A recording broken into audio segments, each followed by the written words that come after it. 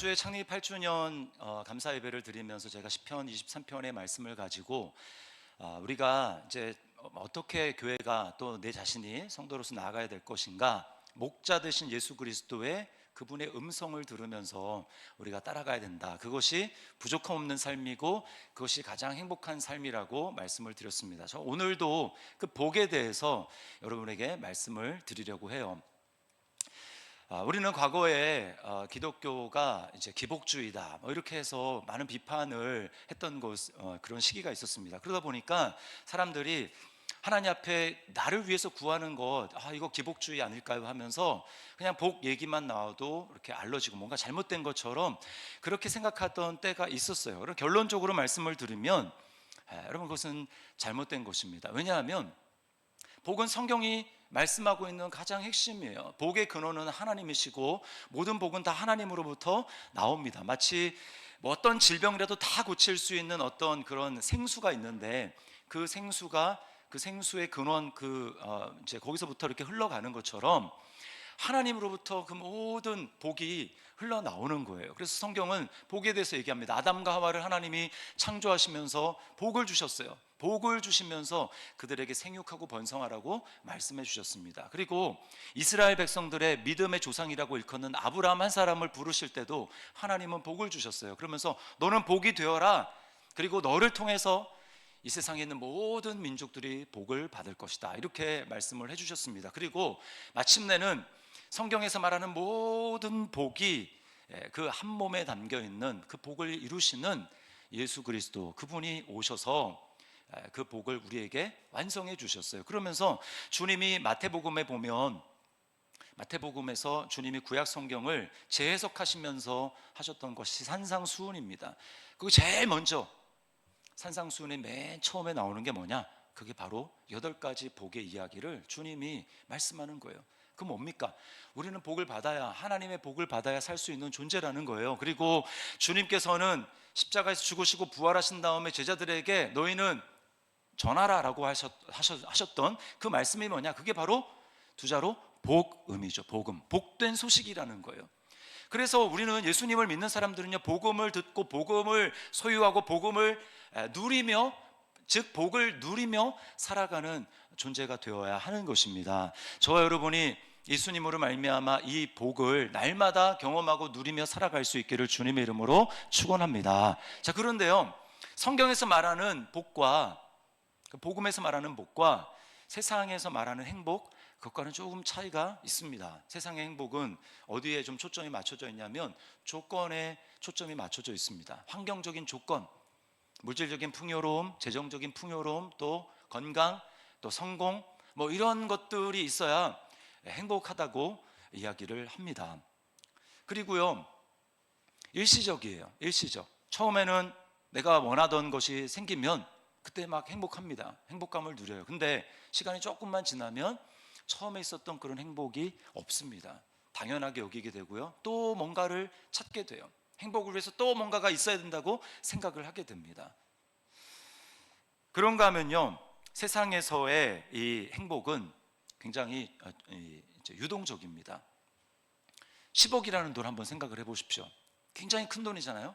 근데 어떤 사람에게는 그 10억이라는 돈이 또 그렇게 크지 않은 돈이 될 수가 있습니다.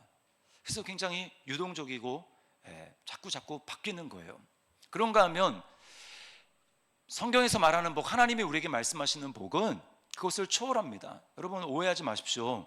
예수님을 믿기 때문에 주님이 우리에게 주시는 복은 그럼 세상적인 그런 조건적인 그런 복은 하나도 없이 그런 것이냐, 영적인 복만 복이냐라고 하는데 그것이 아닙니다.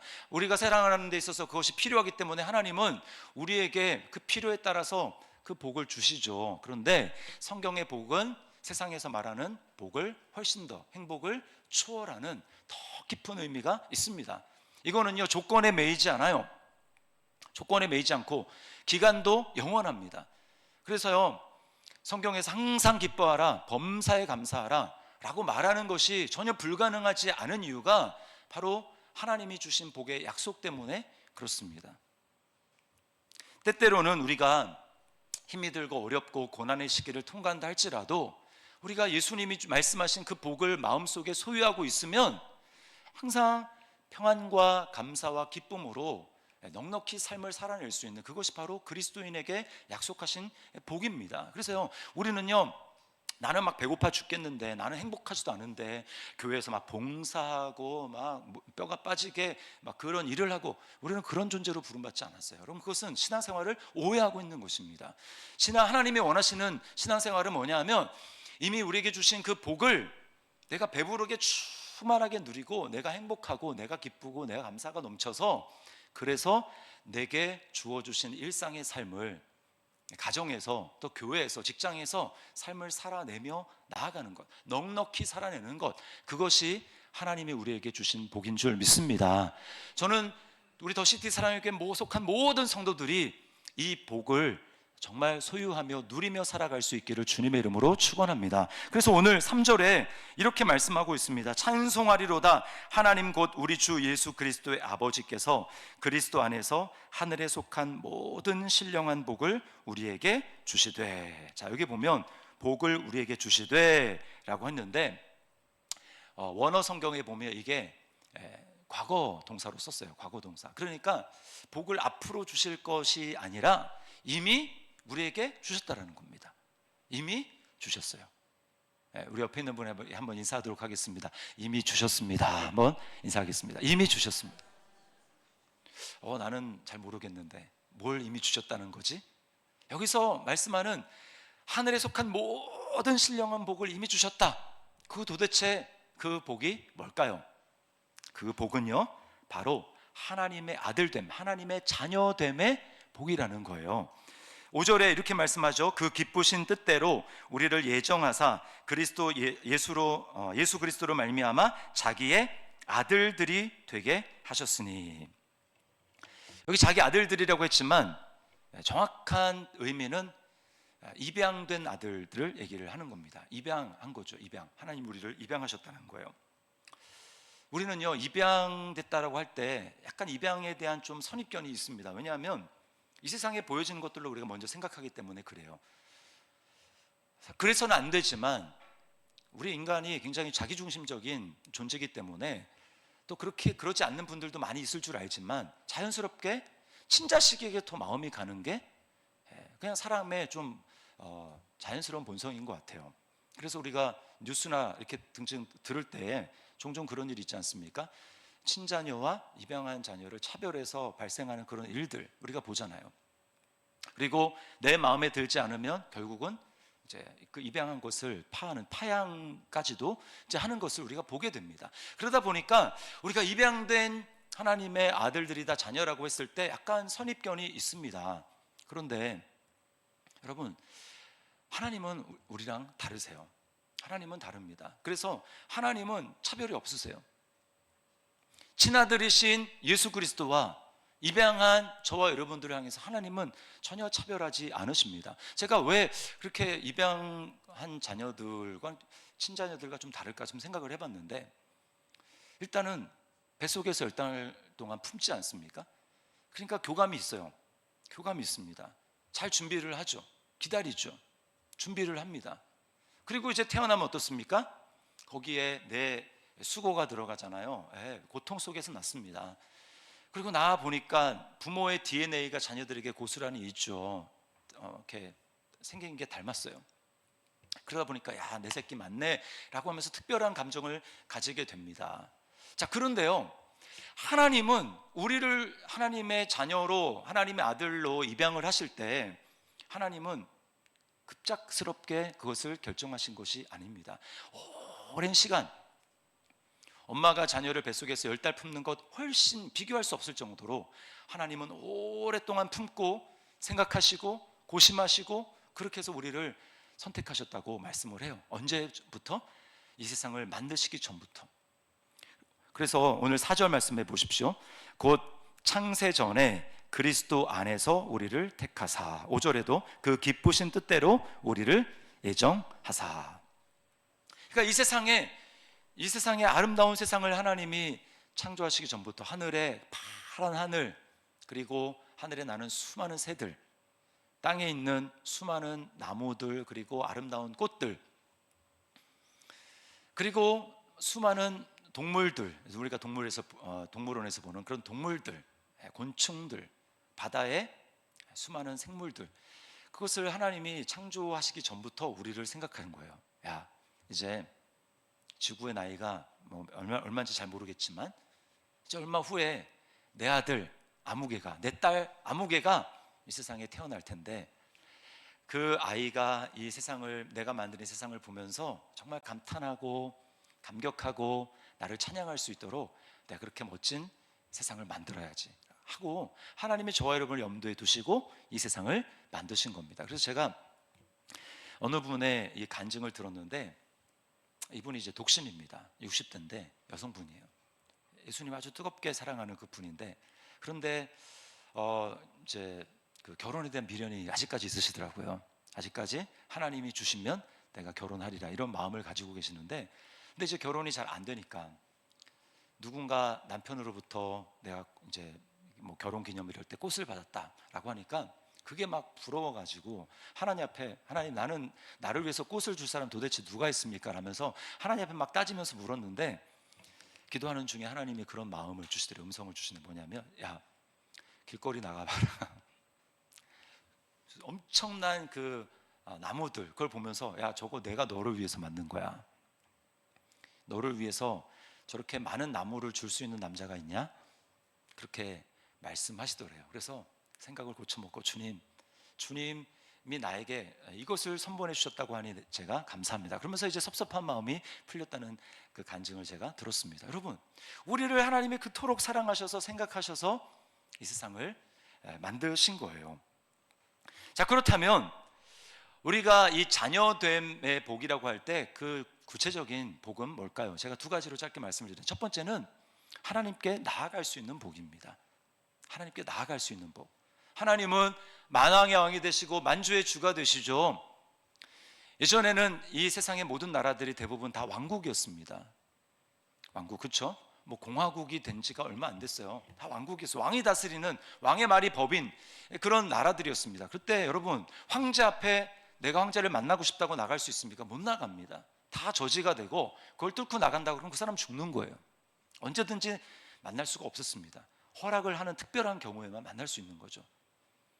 황제도, 일개 세상의 황제도 그런데 이 세상을 만드신 그 위대하신 권위가 있으시고 영광에 둘려 있으신 그 하나님을 우리가 언제든지 하나님의 자녀가 되어서 만날 수가 있습니다. 그래서 히브리서 4장 16절 말씀에 뭐라고 말씀을 합니까? 그러므로 우리는 긍휼하심을 받고 때를 따라 돕는 은혜를 얻기 위하여 은혜의 보좌 앞에 담대히 나아갈 것이니라. 여러분, 이것이 자녀됨의 특권이에요.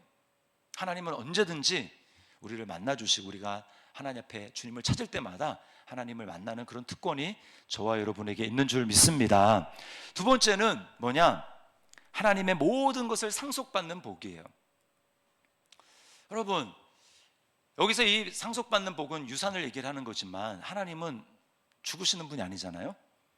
그래서 보통 생각할 때 우리가 유산이라고 하면 내가 죽고 나서 천국에 가서 받는 복이라고 생각하지만, 성경에서 말하는 복은 그 복도 있지만 이 세상에 내가 살아있는 동안 하나님의 자녀로서 누리는 복이 있다고 말씀을 합니다. 예수님은요, 요한복음 17장 10절에서 이렇게 기도하셨어요. 내 것은 다 아버지의 것이요 아버지의 것은 내 것이온데. 여러분, 이것이 바로 자녀됨의 특권입니다. 아버지 것을 내 것처럼 쓸 수 있는 그 특권. 여러분, 하나님 아버지의 것은 전부 다 우리의 것인 것을 여러분 믿으시기를 바랍니다. 이걸 사용할 수 있어요. 이 땅에서 이 특권을 사용하는 방법이 뭐냐? 그게 바로 기도입니다. 기도. 예수님을 믿음으로 말미암아 우리에게 똑같이 하나님의 것을 쓸 수 있는 권세를 받았는데, 그게 기도예요. 예수 이름으로 하는 기도. 이 기도를 통해서 하나님의 살아계심을 체험하고 하나님 나를 얼마나 사랑하시는지 그것을 우리가 경험하게 되는 것입니다. 저는 이스라엘 성지순례를 하면서 그런 하나님의 놀라운 은혜, 그리고 기적, 하나님의 자녀됨의 특권을 누렸는데 여러 번 누렸습니다. 지금 이제 어제 여러분 뉴스 보셨겠지만 지금 이란과 이스라엘이 전면전으로 지금 번질 그런 상황 가운데 놓여 있잖아요. 우리가 기도가 많이 필요합니다. 그러면서 하나님 앞에 또 감사했어요. 야, 한 열흘만 늦게 나왔어도 진짜 큰일 날 뻔했겠다. 그 공습 받았던 지역을 우리가 갔던 데거든요. 저희가 숙소를 묵었던 곳이 베들레헴에 있어요. 그냥 쉽게 얘기해서 베들레헴입니다. 근데 베들레헴은 팔레스타인 그 자치구역이에요. 그러니까 이스라엘 안에 그 팔레스타인 자치구역이 두 개가 있는데 하나는 가자 지구고 하나는 베들레헴 쪽에 있는 웨스트뱅크라고 하는 그곳입니다. 두 곳에 이스라엘 사람들이 아닌 그 아랍 사람들이 자치권 행사하며 거기서 살아요. 근데 숙소가 거기 있다 보니까 아침에 나오고 저녁에 들어갈 때마다 그 검문소 앞에서 이스라엘 군인들이 버스에 올라타서 여권 검사를 하고 이제 한국 사람 아닌 사람 탔는지 이거를 검사를 합니다. 근데 어느 날 일정을 마치고 이제 굉장히 피곤해서 저녁 때 들어오는데 열려 있어야 될 거기가 바리케이트가 쳐져서 아예 그냥 봉쇄가 돼 버렸어요. 가이드하는 목사님이 우리 계속 여기 왔다 갔다 하던 사람들인데 한국에서 온 이 성지 순례객인데 여기 좀 열어줄 수 없냐고 했더니 안 된다는 겁니다. 우리는 상부로부터 여기 철저하게 봉쇄하라는 명령을 받았기 때문에 열어줄 수 없다는 거예요. 근데 이제 문제가 생겼습니다. 그 이제 반대로 돌아가더라도 시간이 한 30분도 훨씬 넘게 걸리고요. 그리고 거기서도 들어갈 수 있을지 장담할 수가 없는 상황이었어요. 그래서 우리가 하나님 앞에 기도하기로 했습니다. 우리 같이 기도합시다. 그래서 기도하는 거예요. 저 하나님 앞에 그렇게 기도했습니다. 하나님, 저는 하나님의 아들입니다.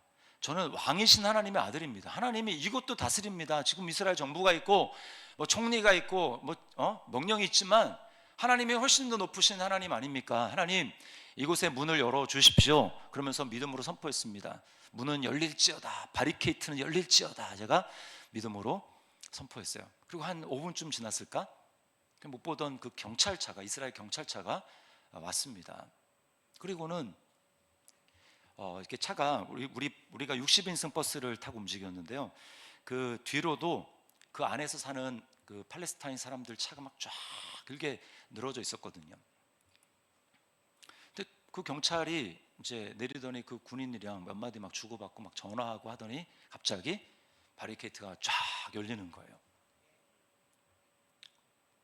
여러분은 그게 무슨 의미인지 잘 모르시겠지만 버스 운전을 했던 그 팔레스타인계 그 이스라엘 사람이 이런 일은 기적이라고 있을 수가 없다고 하는 이야기를 듣고서야 이게 그냥 우연히 그럴 수도 있지가 아니라 정말 하나님께서 열어주셔서 들어갈 수 있었구나. 근데 그런 일을요 2번이나 더 경험하게 되었습니다. 여러분, 이것이 이 땅에서 하나님의 자녀로 살아가는 그 특권을 누리는 방법이에요. 우리는 하나님의 자녀됨의 그 복을 가지고 있는 사람들입니다.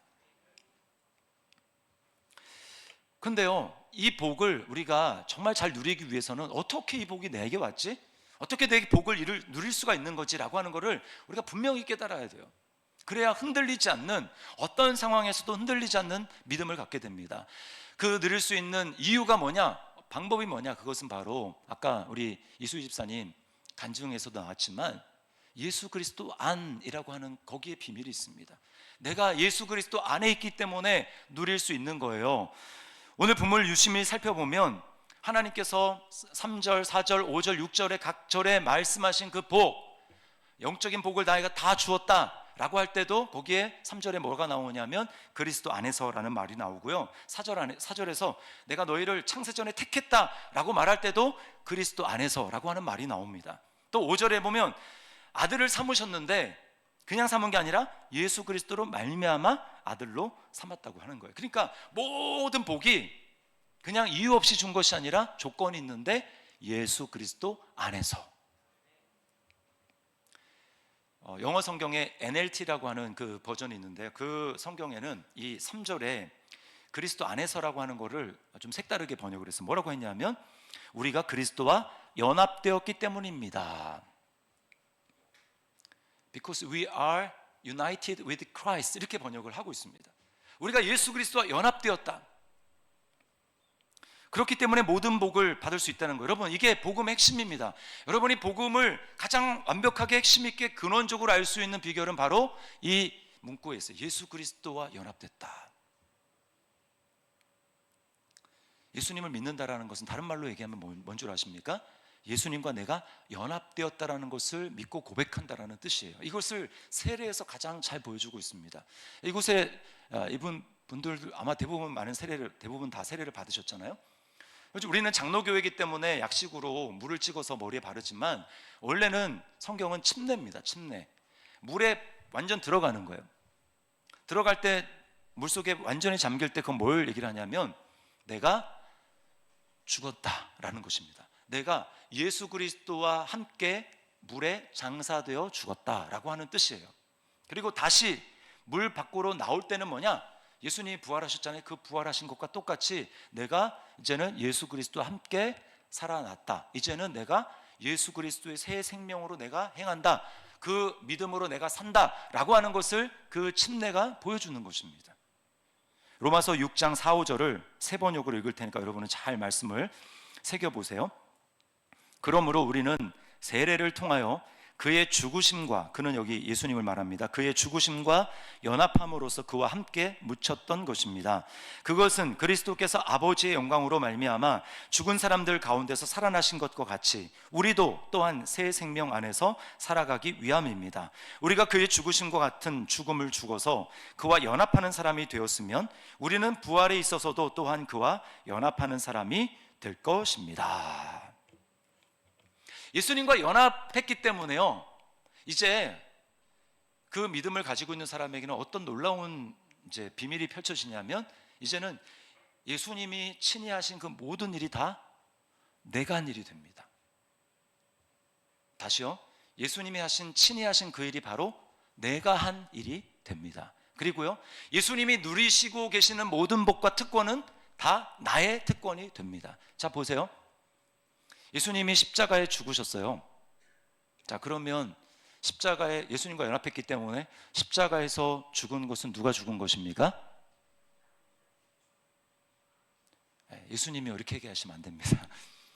내가 죽은 거예요. 그렇기 때문에 십자가는 뭡니까? 모든 죄가 단번에 그냥 끝나버린 장소라고요. 그러니까 내가 예수님과 함께 연합했기 때문에 내 죄도 십자가에서 단번에 영원히 하나님의 저주와 하나님의 심판을 받아서, 예수님이 죽었지만 사실은 내가 죽은 것으로 하나님이 여기시는 거예요. 자, 예수님은 부활하셨습니다. 부활하심으로 말미암아 의롭다고 인정이 되셨어요. 예수님이 죽은 것은 불법에 의해서 대신 죽은 죽음이고, 부활하심으로 말미암아 하나님 앞에 의롭다고 선언되셨습니다. 자, 그러면 내가 예수님과 연합되었기 때문에 예수님이 부활했다라는 것은 누가 부활한 거예요? 내가 부활한 거죠. 그러므로 하나님이 우리에 대해서 의롭다고 말씀하는 것입니다. 내가 예수님과 연합해서 예수님이 죽음에서 부활하셨기 때문에 의롭다고 인정된 것처럼, 하나님은 그리스도와 연합된 나를 보시면서 야, 너도 부활했구나, 너도 의롭다라고 말씀하는 것입니다. 그리고 여기 특별히 주목할 표현이 있는데 6절에 보면 사랑하시는 자 안에서 라고 말하죠. 원문에는 여기에 그 정관사가 붙어 있습니다. 그 사랑하시는 자 안에서. 그게 뭐냐면 하나님이 사랑하는 자는 유일한 한 분밖에 없다라는 거예요. 여기서 그 사랑하는, 하나님이 유일하게 사랑하는 한 분 누굴까요? 예수님입니다. 우리는 예수님 때문에 하나님의 사랑을 받는 거고, 원래부터 자기의 행위로 말미암아 하나님께 100% 순종하시고 하나님을 떠난 적도 없으시고 마음으로부터 전심으로 하나님을 사랑하셨던 그 예수님 한 분만 하나님이 인정하고 내가 너를 사랑한다 라고 말씀하셨어요. 그래서 예수님이 이제 세례를 받고, 세례는 원래 죄인이 받는 거잖아요. 세례는 죄인이 받아야 되는데 예수님은 죄가 없는 분인데도 불구하고 세례를 받으셨습니다. 그 이유는 우리가 주님과 연합하기 전에 주님이 먼저 그것이 가능하도록 우리와 연합하기 위해서, 인자로 오신 주님을 나타내기 위해서 주님이 죄인처럼, 죄가 없으시지만 우리와 똑같은 위치에 서시기 위해서 주님은 세례를 받으신 거예요. 그리고 세례를 받으시고 침례받고 올라오실 때 하나님 아버지의 음성이 들립니다. 뭐라고 말씀하시냐면 이는 내 사랑하는 자요 내 기뻐하는 자라. 자, 그러면 이제 자 보세요. 그리스도와 연합된 자로 원래는 사랑을 받지 못하는 사람이지만, 원래 내 행위만 봤을 때는 전혀 하나님의 사랑을 받지 못하는 자지만, 이제 예수 그리스도와 연합되어서 예수님이 행하신 모든 것, 예수님이 누리시는 모든 축복을 나도 받을 수 있다라는 그 믿음으로 주님과 연합하여 세례를 받았다면, 이제 하나님 아버지의 내가 너를 사랑한다, 내가 너를 기뻐한다, 너는 내 사랑하는 아들이다, 딸이다 라고 말씀하신 음성이 저와 여러분에게도 동일하게 들리는 것을 여러분 믿으시기를 바랍니다. 우리가 동일하게 그걸 듣는 거예요.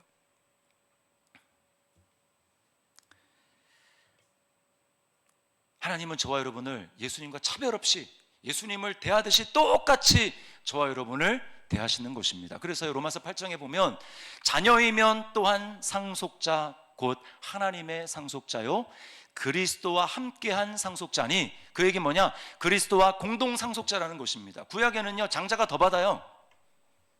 그러면 하나님이 친자식, 독생자, 하나님의 원래부터 사랑했던 예수님에게 더 줘야 될 것 같지만 성경은 뭐라고 얘기합니까? 그리스도와 함께한 공동 상속자다. 우리도 그리스도와 똑같이 그 상속을 받게 된다. 공동 상속자다. 차별 없이 우리를 사랑하신다라고 말씀하는 것이 바로 하나님이 저와 여러분을 향한 사랑이라는 것입니다. 그렇기 때문에 우리는 더 이상 정죄받지 않는 거예요. 로마서 8장 1절, 그러므로 누구든지 그리스도 예수 안에 있는 자에게는 결코 정죄함이 없나니. 제가 여러분에게 한번 물어보겠습니다. 옛날에도 한번 물어봤는데, 여러분은 죄인입니까? 의인입니까? 네, 여기서 죄인이요 하면 설교지 거꾸로 잘못 들으신 거예요. 다시, 여러분은 죄인입니까? 의인입니까? 그 말은 예수님한테 예수님은 죄인입니까? 의인입니까? 물어보는 것과 똑같은 거예요. 이미 십자가에서 죄가 끝났다고요. 그렇기 때문에 우리는 정죄받지 않는다는 얘기는 우리는 의인이란 얘기예요. 이 말은 내가 죄를 이제 영원히 짓지 않는다 그런 뜻이 아닙니다. 때때로 죄를 짓죠. 아니 자주 죄를 짓죠. 넘어지죠. 그럼에도 불구하고 우리는 죄를 짓는, 그 말이 좀 이상하긴 한, 죄를 짓는 의인이지 죄인이 아니에요. 어떤 분은 그럽니다. 목사님, 디모데전서에 보면 바울 사도가 내가 죄인 중에 내가 괴순이라 그러지 않았습니까? 그럼 그 말씀을 잘 읽어보세요. 그 말은 내가 전에는 폭력자요, 박해자요, 그랬지만 그 전에 근거해서 예수님을 알지 못했던 그때에 내가 죄인의 괴수란 얘기지, 예수님을 믿고 예수님과 연합된 상태에서 내가 죄인이라는 뜻이 아닙니다. 분명히 아셔야 돼요. 그러므로 여러분, 우리는 정죄받지 않습니다. 그러니까 여러분 당당하셔야 돼요. 당당하셔야 됩니다. 어떤 상황에도 당당하시게 행동을 해야 되는 거예요. 여러분, 죄인은 절대 하나님 앞에 못 나갑니다. 하나님이 무섭고 두려워서 자꾸 하나님부터 멀어지죠. 피하죠. 죄인이니까 그래요. 근데 우리는 어떻습니까? 죄를 지어도 의인이에요. 그러니까 오히려 죄를 지을수록 더 하나님께 나아가야 됩니다. 하나님, 그럼에도 불구하고 나는 하나님의 아들입니다. 하나님이 나를 사랑하십니다. 사랑의 음성을 내가 듣습니다. 이미 예수 그리스도의 흘린 보혈로 저를 씻어주시니 감사합니다. 그리고 오히려 넘어질 때 더 주님의 품을 파고들고 나가야 되는 겁니다. 왜요? 죄인이 아니니까. 우리는 의인이니까. 여러분 믿습니까? 이게 얼마나 놀라운 축복이에요. 이 복을 누리기 위해서 어떻게 해야 되는가? 우리 어떻게 살아야 되는가? 그것은 날마다 받은 은혜를 찬송하며 거룩을 추구하는 삶입니다. 4절에 보니까 이렇게 나오죠. 그 앞에 거룩하고 흠이 없게 하시려고. 우리 현실의 딱 모습만 보면 우리는 어쩌면 천국 갈 때까지 행위로는 거룩을 이루지 못합니다.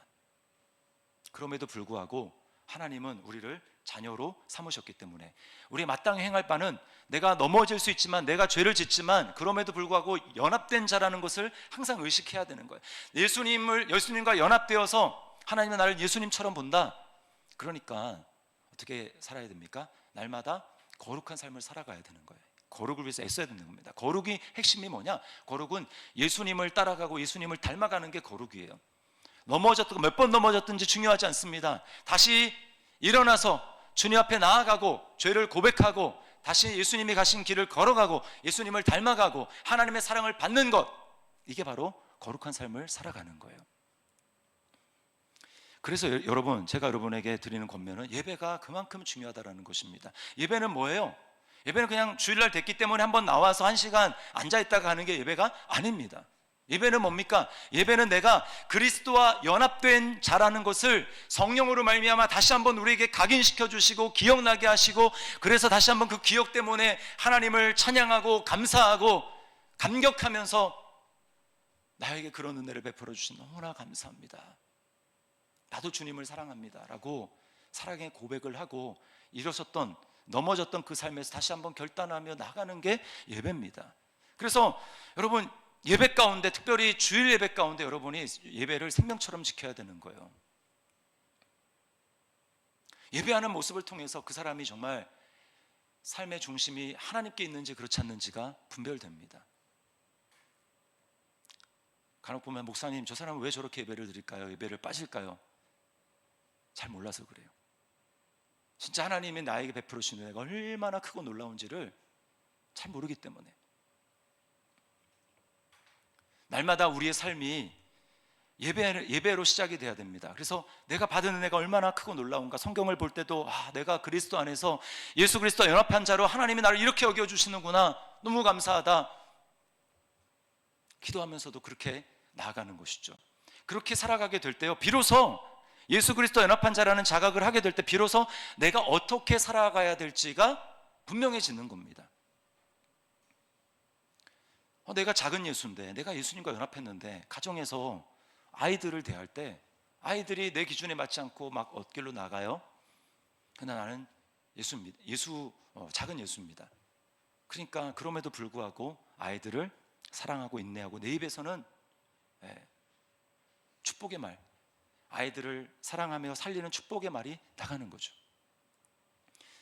내가 하나님의 아들이기 때문에 자녀들을 세상의 성공적인 방향으로 나아가는 것이 아니라 예수 그리스도 안에 있는 진짜 복을 알려줘야지라고 하면서 나를 통해서 예수님의 복이 분명하게 보여지도록 그렇게 자녀들을 이끌어줘야죠, 하나님께로. 내가 예수님과 연합한 자이니까 이제 직장에서 살아가는 게 그냥 연봉 높은 대로 그냥 계속해서 옮겨 다니고, 그냥 직장에서의 삶은 생계를 위해서 어쩔 수 없이 하는 거야, 필요악이야 라고 하면서 또 월요일이야 이렇게 살아가는 것이 아니라, 내가 예수님과 연합한 자이니까 그 삶 속에서 세상 사람과 다르게 나의 직업을 바라보면서 하나님 앞에서 그 일을 성실하게 감당함으로 다른 사람들에게 저 사람은 왜 저렇게 하지?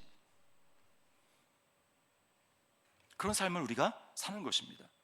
내가 예수 그리스도 작은 예수가 되었기 때문에 교회를 사랑하는 것입니다. 교회는 예수님의 몸이니까. 그래서 교회 공동체 안에 왔는데 저 사람만 없었으면 딱 좋겠다, 진짜 밥맛이다, 막 이런 사람이 있어요. 나를 힘들게 하고. 근데 그럼에도 불구하고 내가 작은 예수니까, 내가 예수님과 연합했으니까 주님이 나에게 하듯이, 주님 힘들지만 저에게 주님의 마음을 부어 주시옵소서, 저 사람을 품고 용납하고 인내하고 참아내고 저를 위해서 기도하겠습니다 라고 우리 마음을 돌이켜서 그렇게 살아가는 것입니다. 내가 예수님의 작은 예수가 되었기 때문에, 하나님의 아들이 되었기 때문에 교회 공동체 안에서 주님이 너무나 귀하게 여기시는 이 주님의 몸인 교회를 위해서 나의 은사 주신 대로 섬기는 것입니다. 봉사하는 것입니다. 그러므로 여러분, 예배 자리에서 멀어지면서 절대 봉사하지 마세요. 예배는 안 드렸는데 주일학교 봉사하고, 예배는 안 드렸는데 주방 봉사하고, 그거 잘못됐어요. 그게 주님으로부터 멀어지는 길입니다. 내가 주님과 연합되었고 하나님의 얼마나 사랑을 받는 자녀인지를 알지 못하는데 어떻게 섬길 수 있어요? 그건 점점 내 힘으로 하다가 교회도 어쩔 수 없어 라고 하면서 실망하고 멀어지는 거예요, 주님으로부터. 아닙니다. 여러분, 그리스도와 연합함으로 하나님의 자녀된 복이 가장 놀라운 복인 것을 여러분 믿을 수 있기를 주님의 이름으로 축원합니다. 우리가 이것을 힘써서 노력해서 얻는 것이 아니라 이미 예수 그리스도 안에서 우리에게 주어 주셨다는 사실에 기뻐하며 감사할 수 있기를 주님의 이름으로 축원합니다. 그리고 그것을 누려야 돼요. 날마다 누리면서 사람들이 보면서 나도 저 사람처럼 좀 살고 싶다, 저 사람은 뭐가 저렇게 행복할까, 얼굴을 보면서 부러움을 유발하는, 세상을 보면서 저 사람 건물에 투자했는데 막 돈 엄청 올랐다느라 진짜 부럽다, 막 주식 얼마나 올렸다고 그러는데 진짜 부럽다, 막 그런 거 부러워하는 존재가 아니라 우리 안에 이미 주신 그 하나님의 자녀됨의 복, 이것을 갈수록 더 풍성하게 알고 누리면서 사람들에게 부러움을 주는 그런 저와 여러분들 될 수 있기를 주님의 이름으로 축원합니다.